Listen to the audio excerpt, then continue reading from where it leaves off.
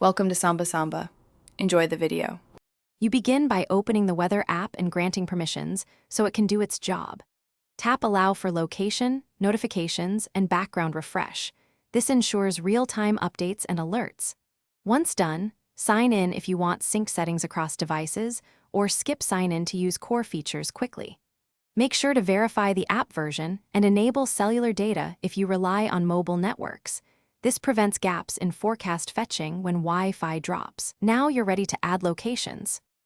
You add locations by tapping the search icon, typing a city, or using GPS to add your current spot, then pin favorites for one-tap access. Next, open settings to choose units, degrees C or degrees F, km/h, or mph for wind, hectopascal, or in Hg for pressure, so data matches your habits. Once configured, set up widgets or home screen tiles for fast glances. They update automatically. If you want alerts only for specific places, adjust notification preferences per location and save. You now interact with forecasts.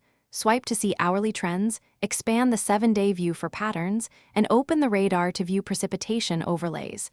Toggle layers for clouds, rain, and storms.